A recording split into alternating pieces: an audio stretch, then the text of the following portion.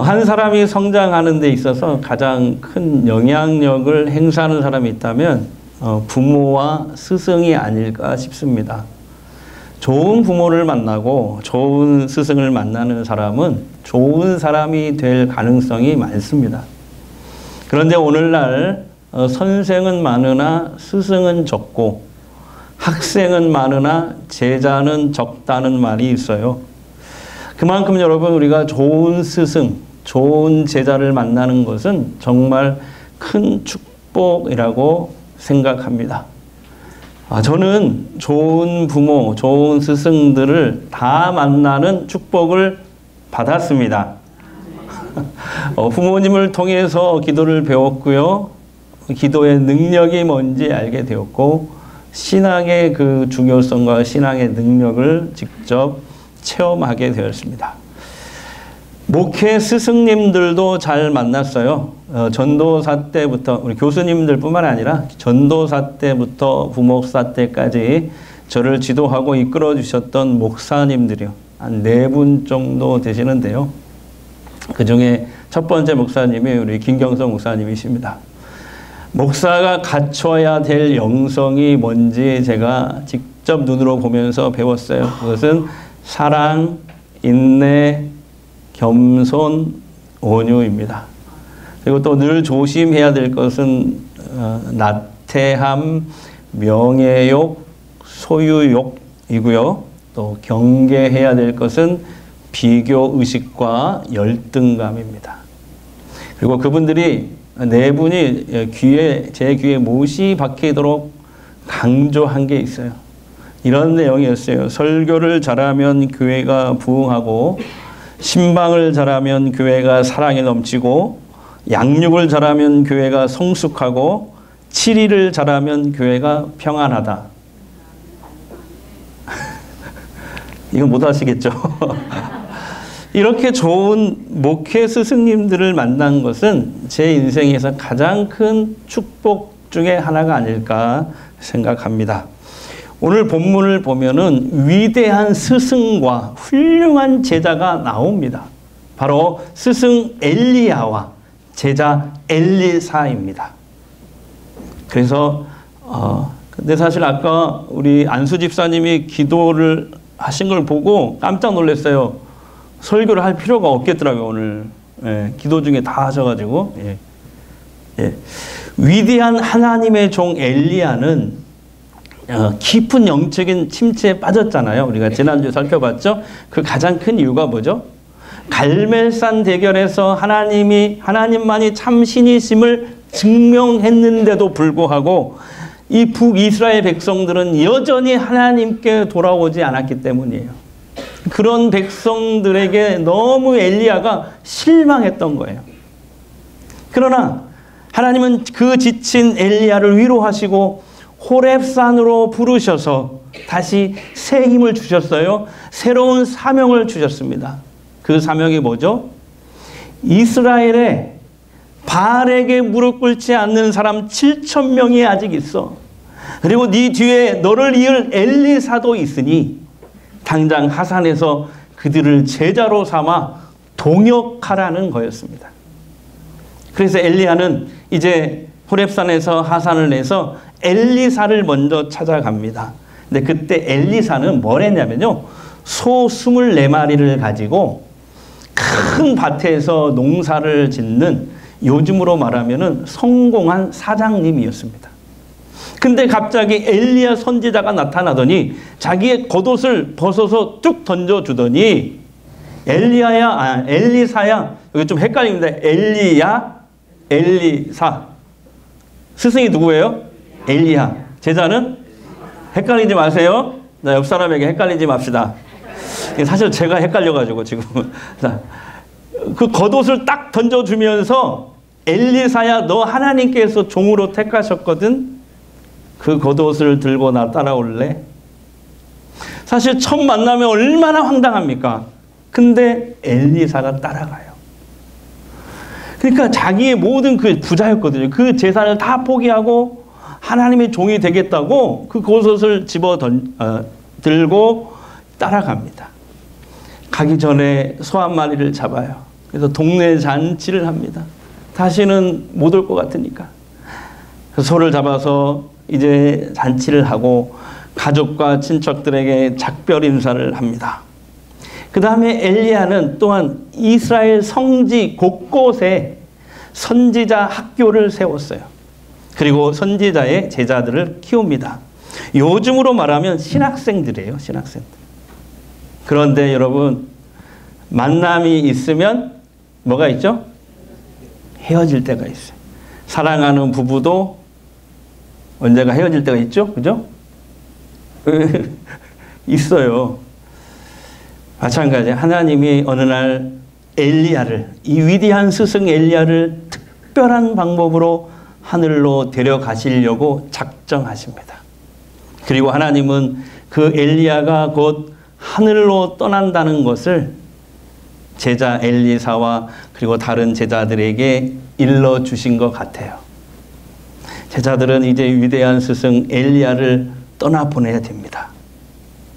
그러나 엘리사는, 수제자 엘리사는 아직 스승님을 떠날 준비가 안 됐어요. 왜 그럴까요?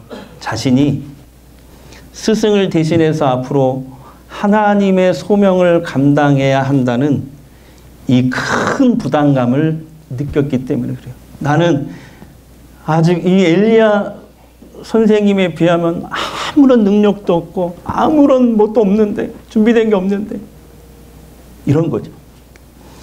어쨌든 엘리야는 승천을 앞두고 길갈, 베델, 여리고, 요단에 있는 제자들을 마지막으로 찾아가서 얼굴을 보려고 합니다. 이 지도를 한번 보세요. 저기 저 북이스라엘의 길갈에서 출발해서 베델, 여리고, 또 요단강을 건너서, 그러니까 선지 학교가 한 4군데 이게 중요한, 역사적으로 중요한 성지에 이렇게 세워놓은 것 같아요.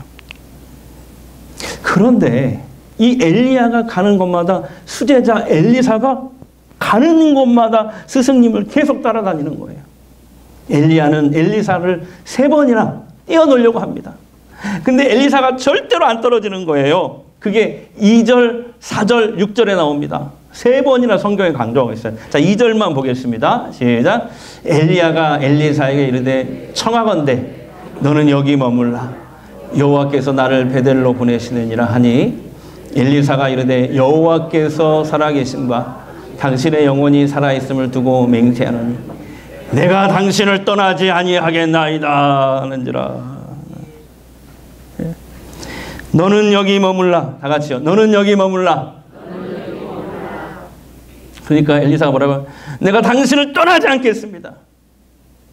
또 좀 가서 너는 여기 머물라. 내가 당신을 떠나지 않겠습니다. 이걸 몇 번이나 했다고요? 3번. 여러분, 엘리야는 왜 수제자 엘리사에게 너는 여기에 머물라 라고 3번이나 청했다는 것은 간절히 부탁했다는 얘기거든요. 같이 너는 여기 머물라. 근데 이 말이요, 우리 한국어 성경에는 너는 여기 머물라라고 써 있지만 원어 성경, 히브리어 성경으로 보면 참 놀라운 뜻이 담겨 있어요. 따라오지 말라 이런 뜻이 아니에요. 원어로 보면 이런 거예요. 원어로 보면 이거예요. 너한테 내가 마지막 다시 기회를 줄 테니까 지금이라도 다시 생각해봐. 원어 성경에 이렇게 적혀 있어요. 근데 우리나라 성경에는 너는 여기 머물라라고 그냥 이렇게 해석한 것뿐이죠. 너한테 다시 기회 줄 테니까 지금이라도 다시 생각해봐 이 뜻이에요. 그러니까 하나님은 지금 엘리야 선지자를 통해서 엘리사에게 3번이나 지금 만류하시는 거예요. 이거예요. 하나님 내가 너 엘리사를 엘리야의 후계자로 지명을 했어. 물론 지명했지. 근데 지금 북이스라엘 상황을 봐. 영적으로 어둡거든. 근데 이런 상황에서 엘리사 네가 앞으로 선지자 사역을, 하나님이 주신 소명을 감당하려면 그 힘든 길, 그 외로운 길, 너 네 스승님 하는 거 봤잖아.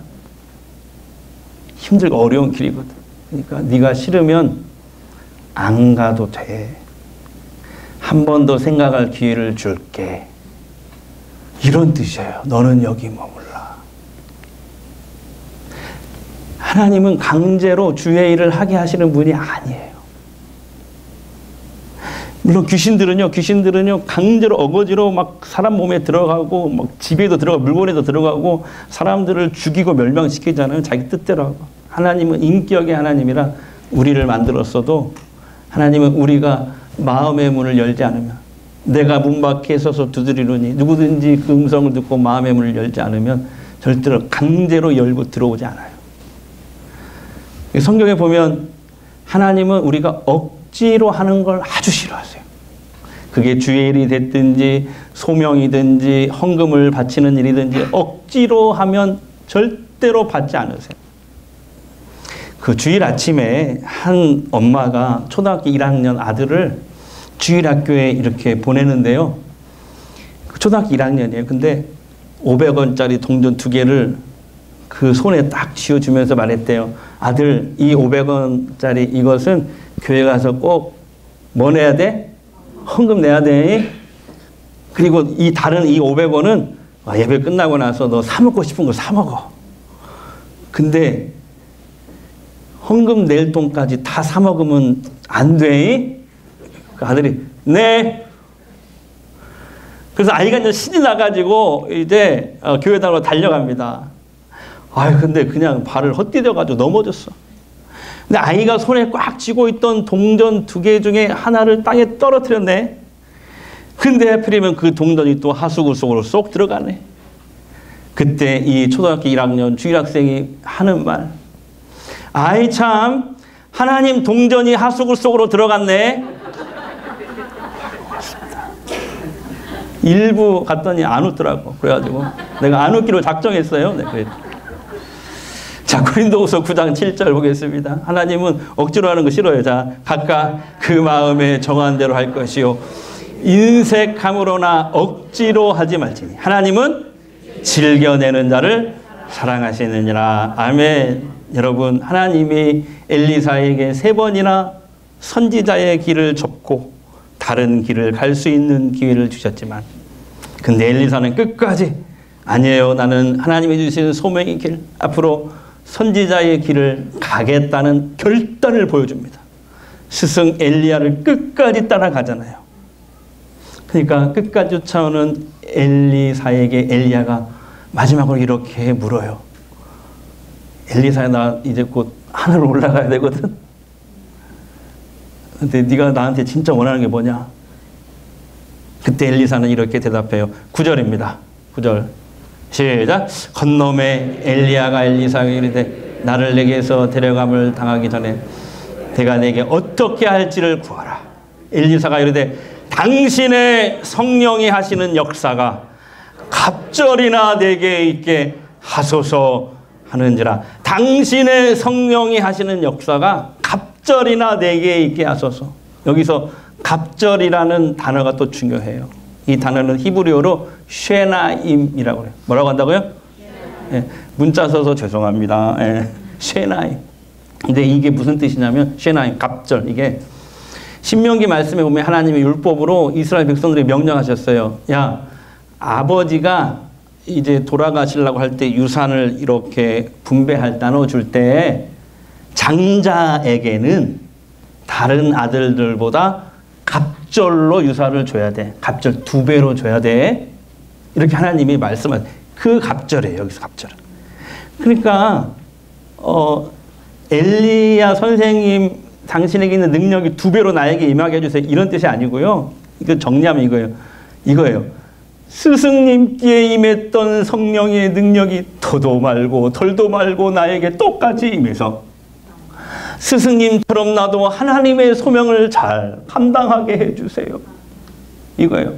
다시, 스승님께 임했던 성령의 능력이 더도 말고 덜도 말고 나에게 똑같이 임해서 스승님처럼 하나님의 주신 소명을 잘 감당하게 해주세요. 이거예요. 갑절이나 내게 있게 해주세요. 이게 이런 뜻이에요.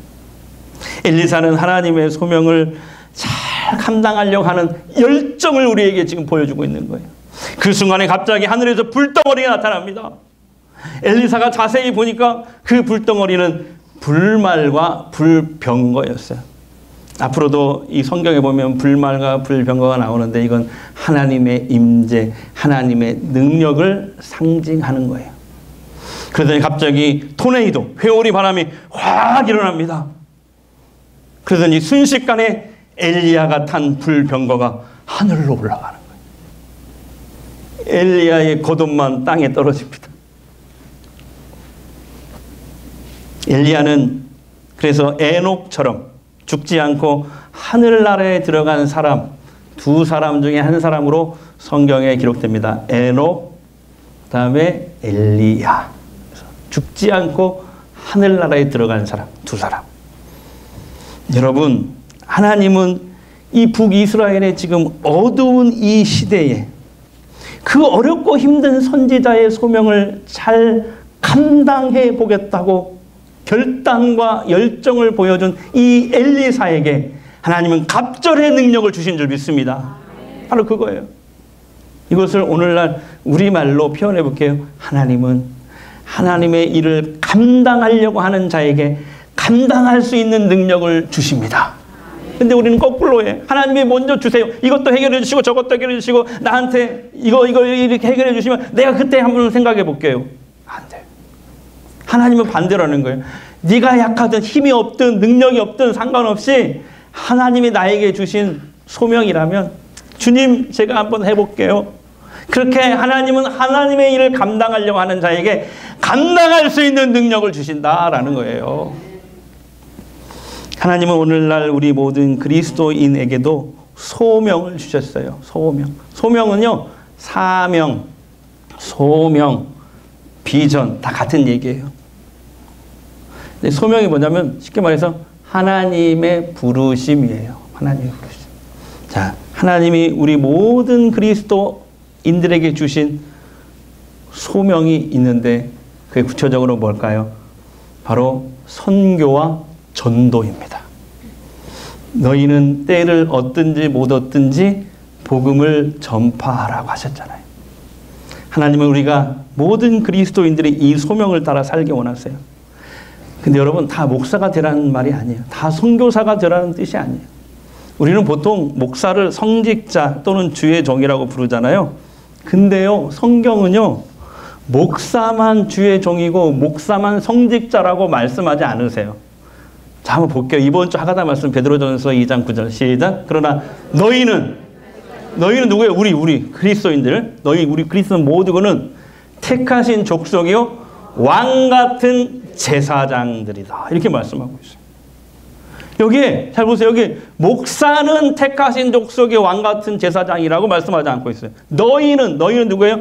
모든 예수 믿는 그리스도인들은 다 택하신 족속의 왕 같은 제사장이다. 왕 같은 제사장을 쉽게 말하면 성직자라고 말할 수 있어요.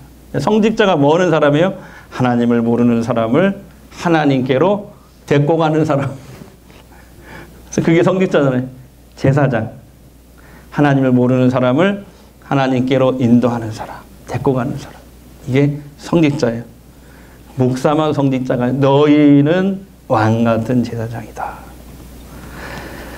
그래서 여러분 기독교 전통은요. 여러분의 직업 자체를 다 소명으로 보는 거예요. 칼빈이 주장했지만은 어쨌든 성경적인 거거든요. 근데 목사가 소명이라는 건 다 아는데요. 자기 직업이 소명이라는 것을 모르는 사람들이 뜻밖의 많습니다. 직업은 그저 소명이 아니고 그냥 이 세상에서 밥 먹고 돈 벌고 살아가는 도구인 줄로 그렇게 생각하는 분들이 많습니다. 그러나 여러분 아니에요. 목사만 주의 종이고 목사만 성직자면 목사만 가지고는 절대로 이 세상을 복음화시킬 수 없어요. 하나님 나라의 선교 사명을 다 감당할 수가 없어요. 그래서 모든 직업, 모든 하는 일이 다 하나님 나라를 위해서 소명의식을 가지고 할 때 하나님 나라가 확장되어져 가는 거예요. 할렐루야.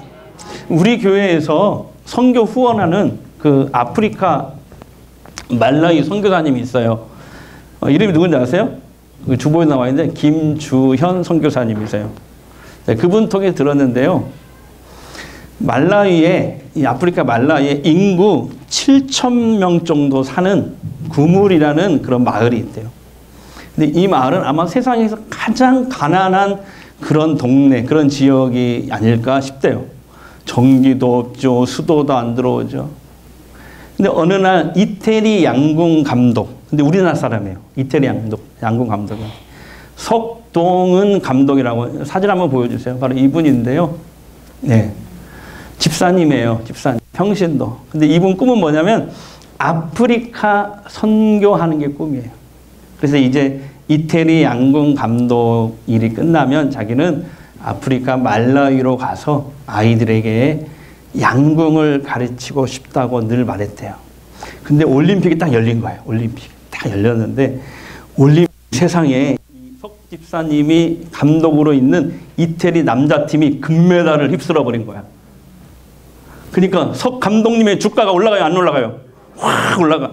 영국에서도 오라고 그러고 유럽에서도 감독으로 오라고 그래요. 근데 이분이 그걸 다 뿌리쳐요. 전기도 안 들어오고 물도 안 들어오는 그 말라위로 가요. 왜 가요? 하나님의 부르심.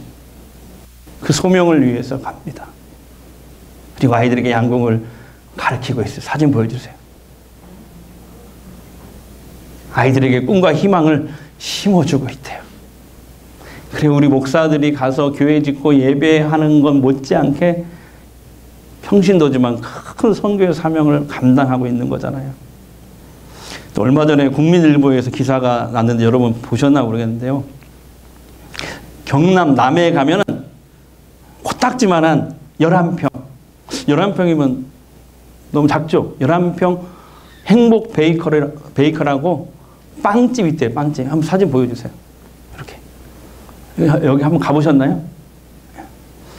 근데 사장님 이름이 김쌍식이에요. 별명이 뭘까요? 딱 예상되죠? 김빵식이래, 별명이. 근데 이분이 주변에 그렇게 선한 영향력을 끼치는 거예요.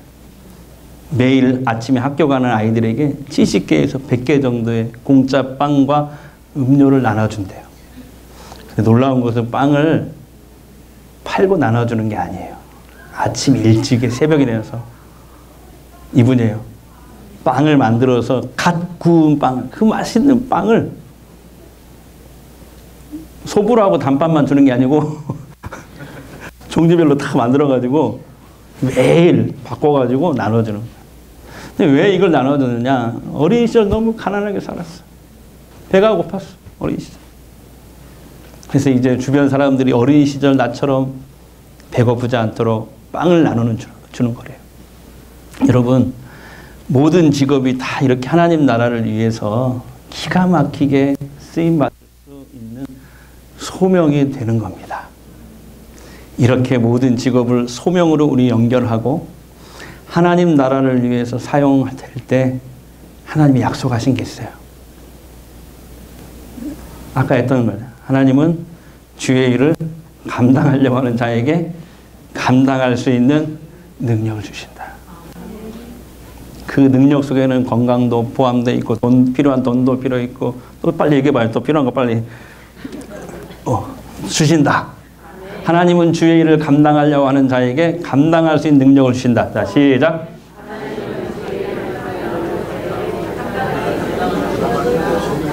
이쪽 조금 이상한데요. 네. 두 분씩 한번 해볼까요? 하나님은 주의 일을 감당하려고 하는 자에게 감당할 수 있는 능력을 주신다.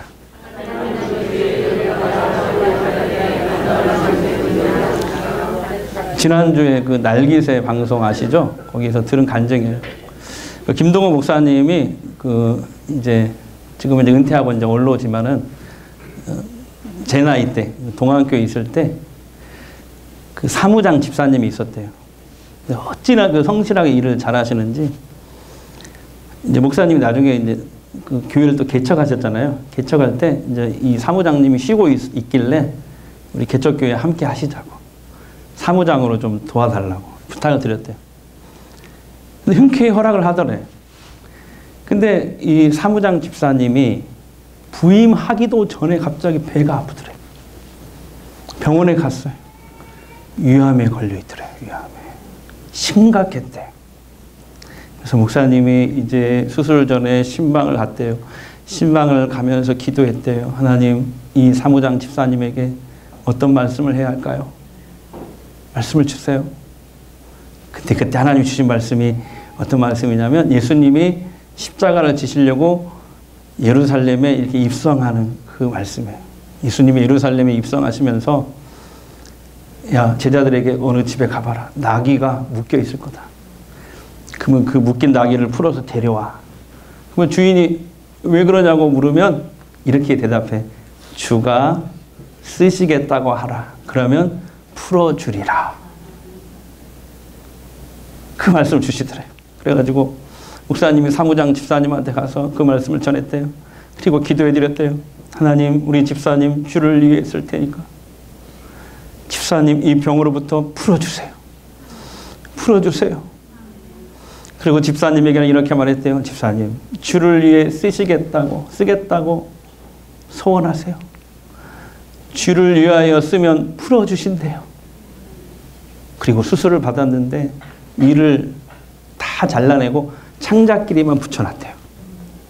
자, 질문할게요. 이 사람 살았을까요? 죽었을까요? 어떻게 얘기 잘 알아?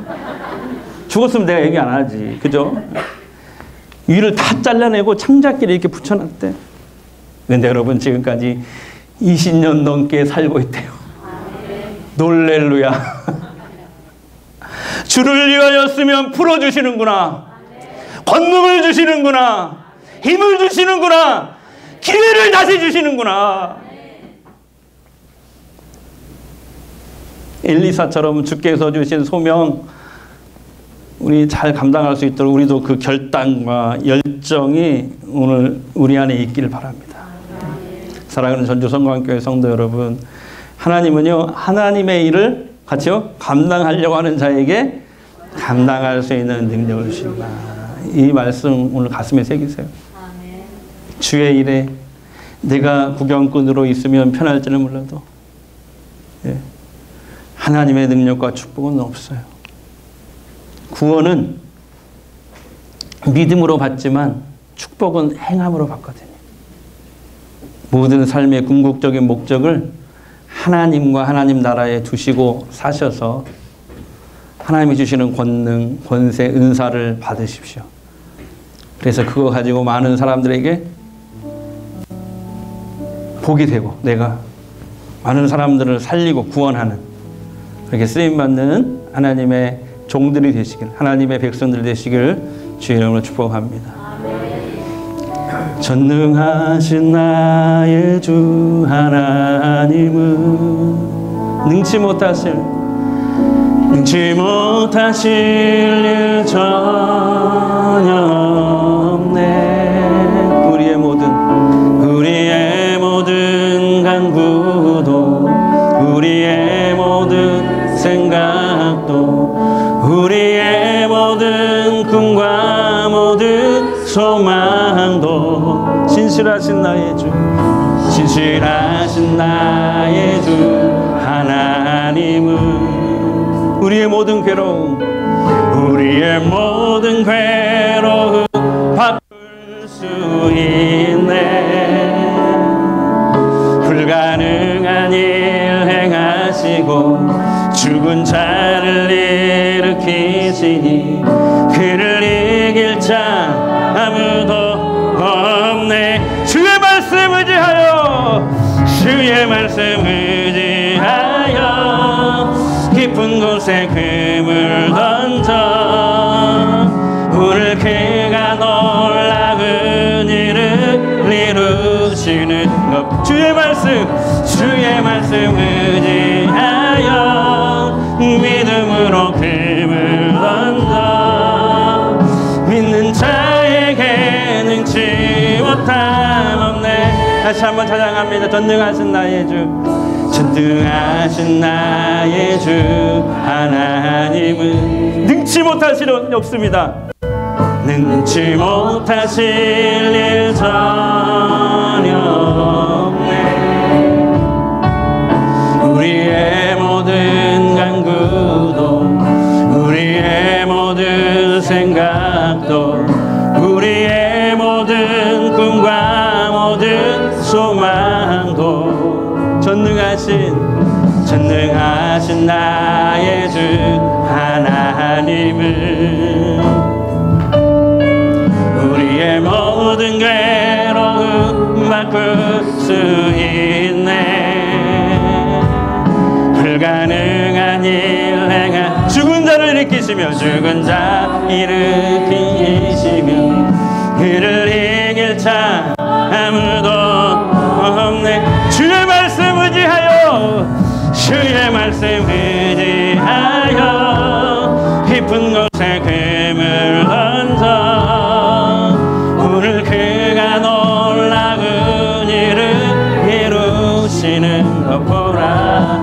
주의 말씀 의지하여 믿음으로 금을 던져 믿는 자에게는 주의 말씀 의지하여 아멘. 주의 말씀 의지하여 깊은 곳에 금을 던져 오늘 그가 놀라운 일을 이루시는 것 보라.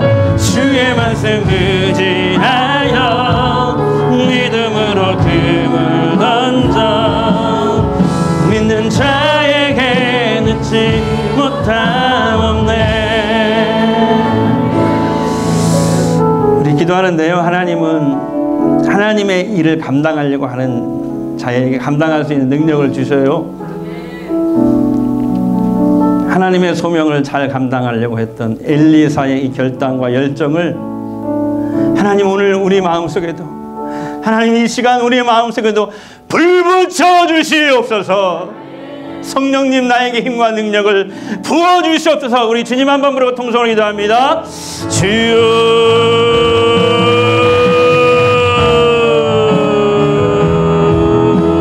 아버지,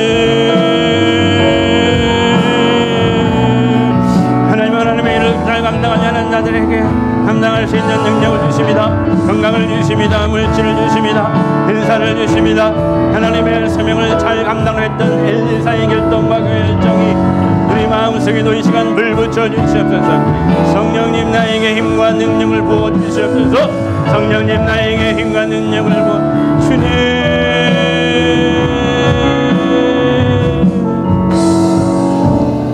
하나님, 죄로 말미암아 죽을 수밖에 없는 우리들을 구원해 주시고 또 우리들에게 세상 모든 사람들에게 복음을 전하고 하나님 나라를 위하여 선교적인 사명을 감당하는 하나님의 동역자로 불러주신 것 감사합니다.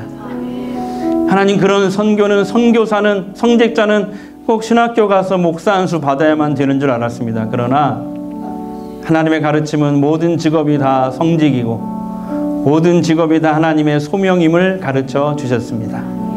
하나님, 우리가 가지고 있는 지금 직업, 모든 일의 궁극적인 목적이 하나님일 수 있게 하시옵소서.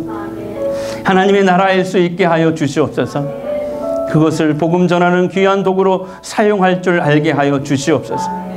그래서 하나님이 약속하신 일을 감당할 수 있는 큰 권세와 권능과 은사와 달란트를 받는 그런 말씀의 간증자들이 다 될 수 있도록 축복하여 주시옵소서. 준주성광교회를 통하여 이 땅에 하나님의 나라가 점점 더 크게 확장되게 하옵소서. 엘리사가 하나님의 소명을 잘 감당하려고 했던 그 결단과 열정을 오늘 이 시간 우리 마음속에도 불붙여 주시옵소서.